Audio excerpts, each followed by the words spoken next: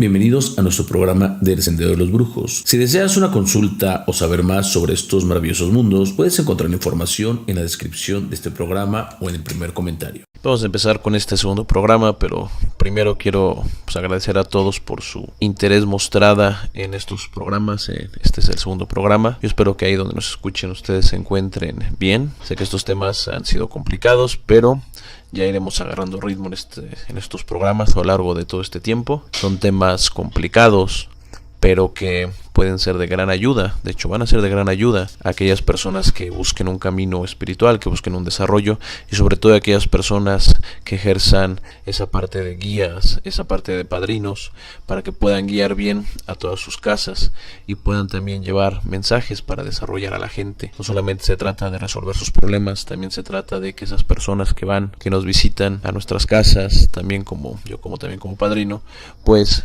obtengan un cambio en sus vidas, no solamente de sucesos, no solamente que vayan por la parte económica, sino que también encuentren un desarrollo. Entonces, a lo largo de estos programas, nosotros vamos a ir viendo temas que van a ayudar bastante para poder lograr este cometido. Yo sé que no se puede cambiar el mundo, pero sí podemos empezar a cambiar. Entonces, vamos a empezar con este segundo programa. Normalmente vivimos por vivir y hacemos por hacer.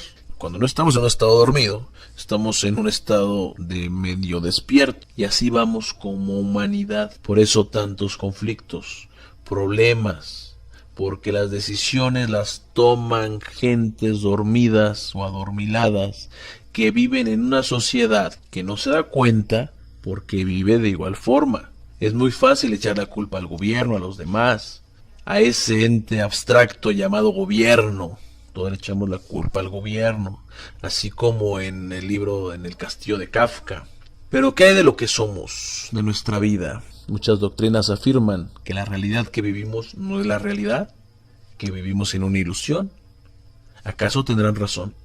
Para empezar, lo único que tenemos a ciencia cierta es nuestra vida. Y de nuestra vida lo que tenemos es lo que recordamos de ella. Pero ese recuerdo no es totalmente tan fidedigno, no es tan real.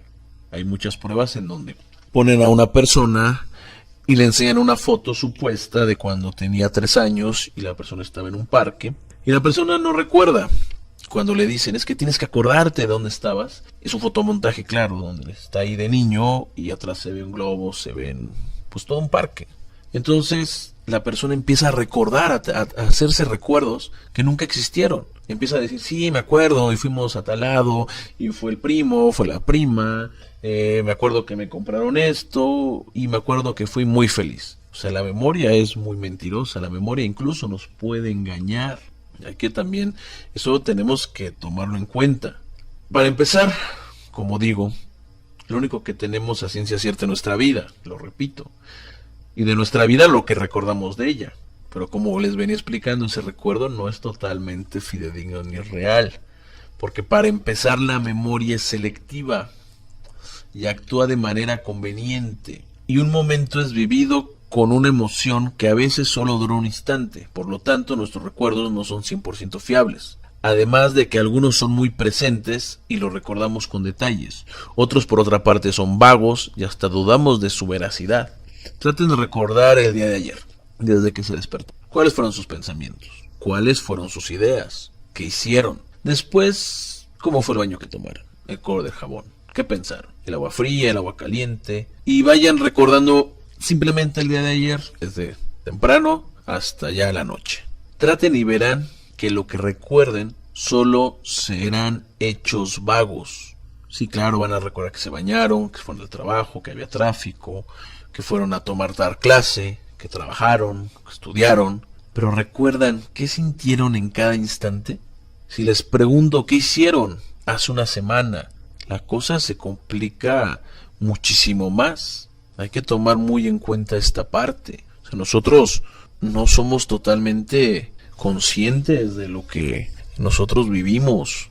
Esto es un tema importante, porque gracias a este tema nos podemos nosotros a cuestionar mucho de las cosas que nosotros vivimos. Aquí hay un punto importante.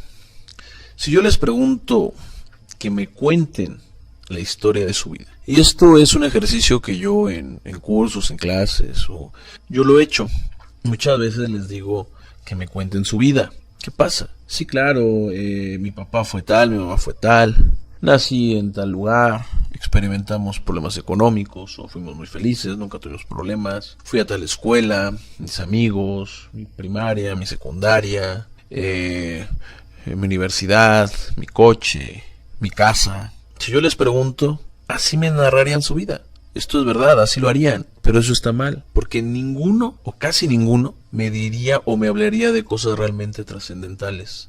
No digo que el otro no importe, pero ¿a qué me refiero con trascendentales? No me hablarían acerca de toda aquella gama de sensaciones, emociones internas que tuvieron en cada cual o en cada instante.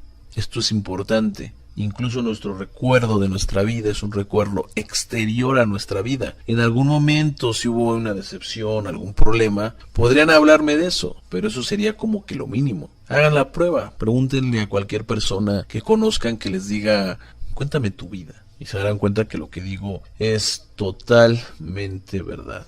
Entonces, se dan cuenta de lo poco que en sí recordamos. Y si yo les digo, cuéntenme acerca hace un año que estaban haciendo en la misma fecha, pero el año pasado, no lo podrían hacer a menos de que sea un hecho o hayan pasado algo muy significativo, que este día tenga pues un valor bastante fuerte. Podrían decirme solamente la parte de los eventos, solamente me lo podrían decir. En nuestra vida, en nuestra memoria, existen huecos gigantes. Eso es una parte importante. Pero si yo les pregunto, por ejemplo, si alguien tuvo un accidente y les pregunto que me diga qué pasó instantes antes o durante el mismo, ya sean segundos, es capaz de darme detalles de sucesos, de ideas, de pensamientos, de sensaciones. Compruébenlo. Una persona que tuvo un problema, un accidente, ese día no lo olvida y me comenta cosas específicas de ese día. ¿A qué se debe ese hecho?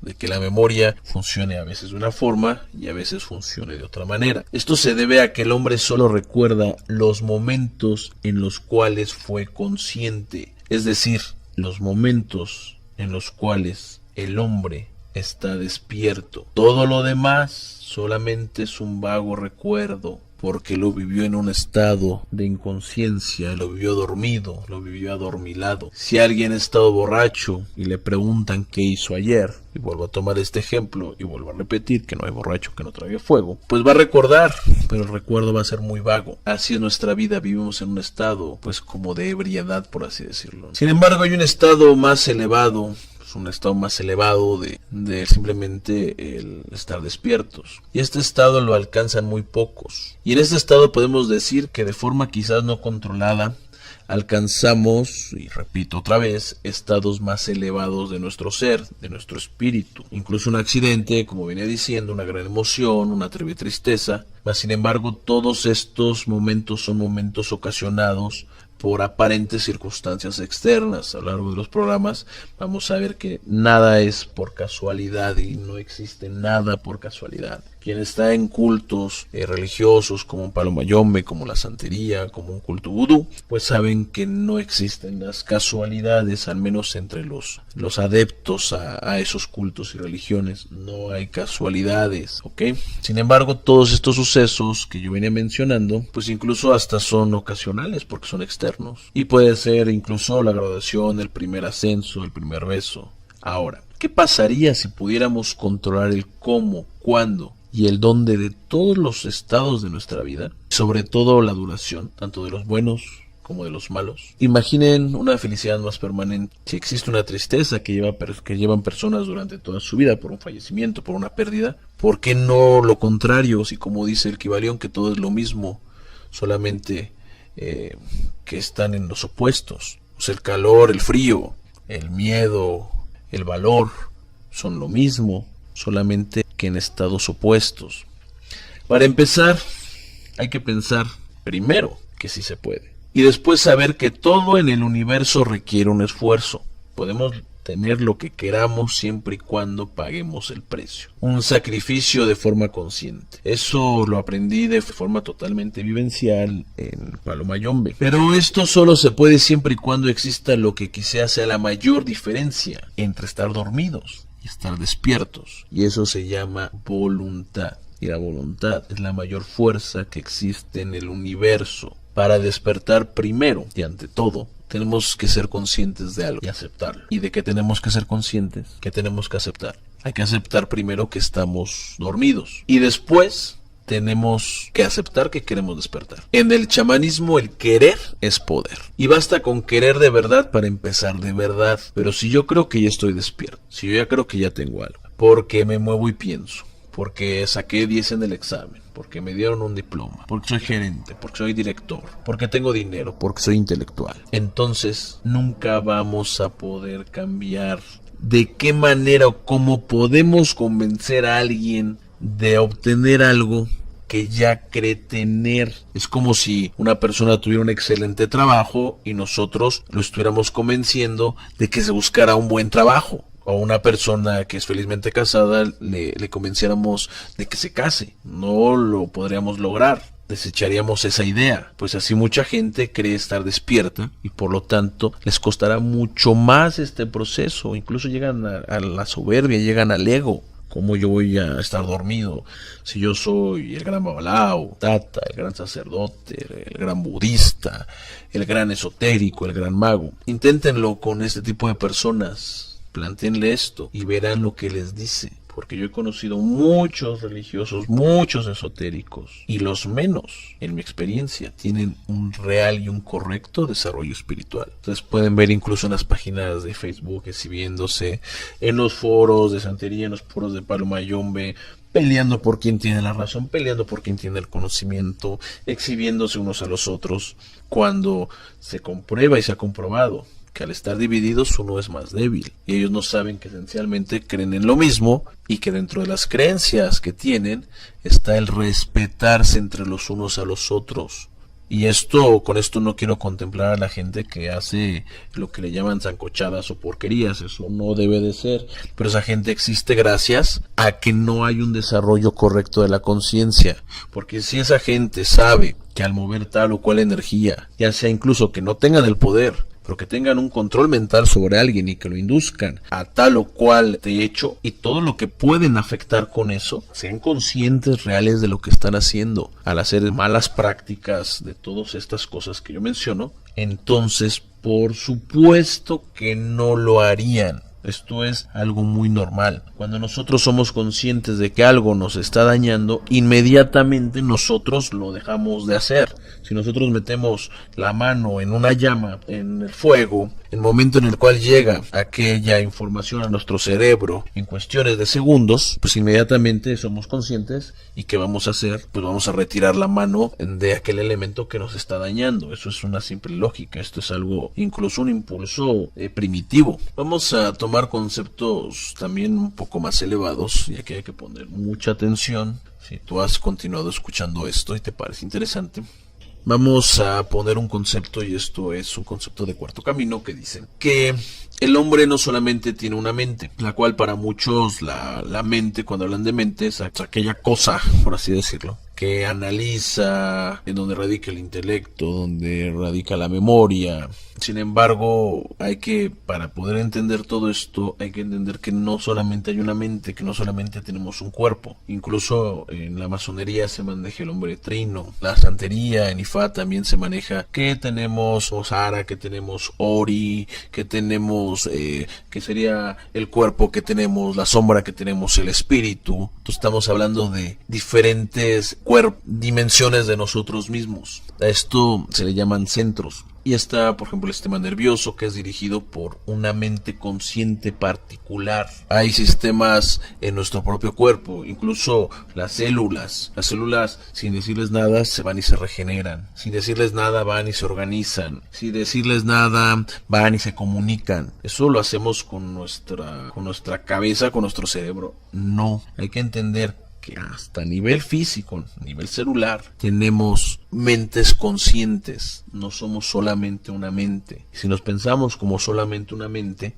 nada de esto puede llegar a ser posible, nada del desarrollo puede ser posible. Es más, ni quitarnos un vicio puede ser posible, porque en el momento que nosotros digamos, es que yo no puedo dejar de fumar, inmediatamente todo yo nunca lo va a hacer, o yo no puedo dejar de tomar alcohol, todo yo nunca lo va a hacer. Pero si entendemos que una mente, un centro de nosotros, dice yo no puedo, que es a lo mejor el centro donde radica ese vicio, pero a lo mejor hay un centro de nosotros, un centro consciente, un ser a un nivel espiritual mayor, que sí puede, entonces ahí sí podríamos llegar a dejar algo que nos esté perjudicando. Pensar de otra manera es como poner una tabla, pisar la tabla, que esa tabla esté sujeta a cuerdas, que nosotros agarremos con nuestras manos, y querer mover esa tabla. Imposible, nunca la podríamos mover.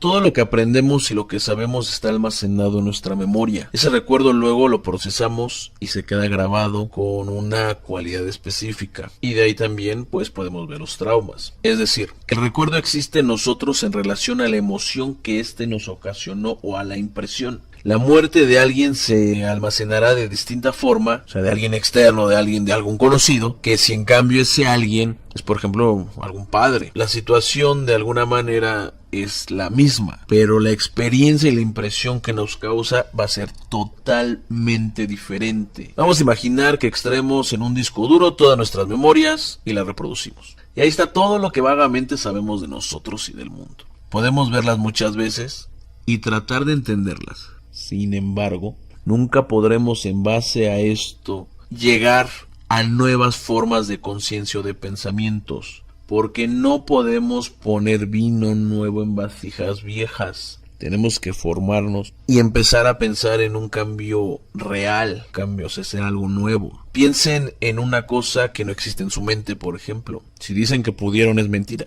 No podemos pensar en algo que para nosotros no exista. Toda nuestra vida la vivimos en relación a lo ya vivido, y de ahí que mucha gente que experimentó algún trauma nunca pueda ya ser feliz, porque se queda en ese trauma y todo lo va a vivir en relación a lo que ya vivió.